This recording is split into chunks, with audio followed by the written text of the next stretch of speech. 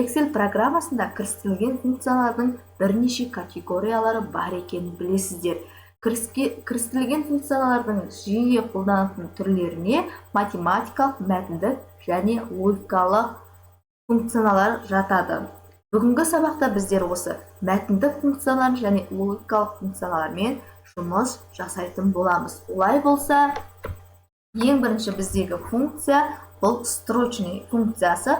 Бұндағы мәтіндегі бас әріптерді кіші әріптерге ауыстырады. Мысалы, қарапайым ғана мысал көрсетіп, бала дегенде бастапқы әріпін Б әріпін бас әріппен және барлық әріпін бас әріппен, одан кейін келесі сөйлемді Б-ны кіші әріппен, Л-ды үлкен әріппен және А-ны жазатын болса, енді осы аталған бас әріптерде тұрған сөздерді кіші әріптерге аудару үшін бізге теңдік белгісін қойып, функция батырмасына басамыз. Шыққан терезеден строчный функциясын таңдап, ОК батырмасын басамыз. Және біз диапазонды белгілейміз. Ол үшін қай сөзді, яғни жасағымыз келіп отыр, сол сөзді ерекшелеп аламыз да ОК батырмасын басамыз. Төмен қарай жылжытқан кезде бізде барлық сөздер строчныйға ауды. Сіздерге түсінікті болды деп ойлаймын. Келесі бізде функция ол str, яғни бұл функцияның қызметі берілген мәтіннен көрсетілген позициядан әріптерді қиып алады. Ол үшін мысалы бала деген сөзді алып, теңдік белгісін алып, қандай да бір функциямен жұмыс жасаған кезде біз міндетті түрде теңдік белгісін қоямыз. Теңдік белгісін қойғаннан функция батырмасын басып, str-ді белгілейміз де ОК батырмасын басамыз.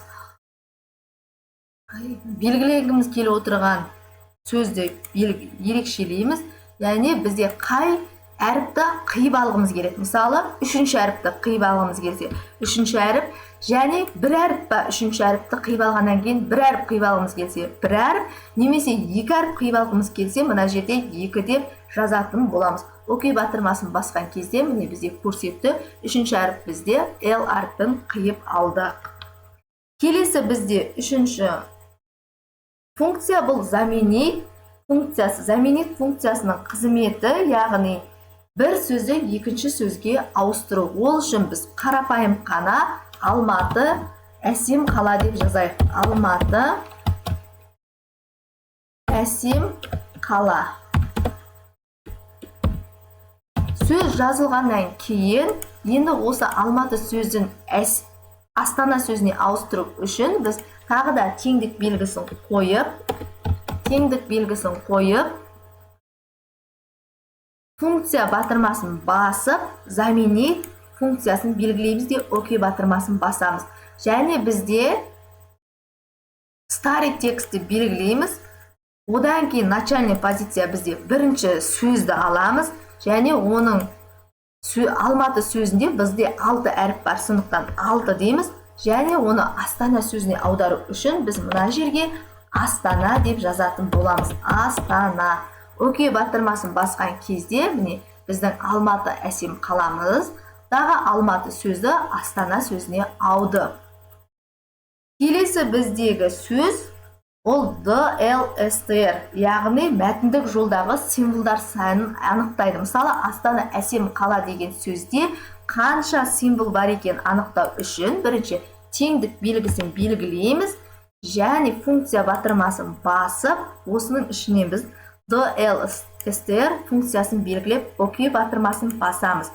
Батырманы басқаннан кейін бізде экран пайда болады. Сол жерде қай сөздің неше символ барын анықтайтын сөзімізді ерекшелейміз де ОК батырмасын басамыз. Сол кезде бізде Астана Әсем қала деген сөйлемімізде 16 символ бар екенін бізге айтып көрсетіп тұр. Келесі, если функциясының қызметін түсіндіретін болса, егер шарт ақиқат болса бір мәнді қабылдайды, ал жалған болса басқа мәнді қабылдайды. Бұл жерде бізде кестеде беріп тұрған мәліметте мен былай шарт қойғым келіп отыр. Егер 150 теңгеге дейінгі, яғни тауарлар болса, онда мен сатып аламын, ал егер де 150-ден асып кетсе менің товарымның ақшасы, онда мен бұл товарды алмаймын. Шарт солай қойылады. Жұмыс жасау үшін теңдік белгісін басып, если функциясын жазамыз. Если деп жазып, жақшаны ашып, ұяшықты белгілеп, яғни шарт қоямыз. Шарт бізде 150-ге тең немесе 150-ден үлкен болса, 150-ден кіші болса, онда мен ол тауарды аламын. тырнақшаны ашып аламын деп жазамын. Аламын. Тырнақшаны жауып нүктелі өтірін қойып, олай болмаса келесі шарт орындалады, бізде алмаймын. Алмаймын. Осыдан кейін жақшаны жауып энтерді басамыз. Міне. Төмен қарай қартамыз апта толтыру арқылы. Сонда 300 теңгені, 150 теңге, 800 теңгенің заттарын мен алмаймын, 20 теңгені, 25 теңгені, 50 теңгенің заттарын алам деп шарт орындалып тұр.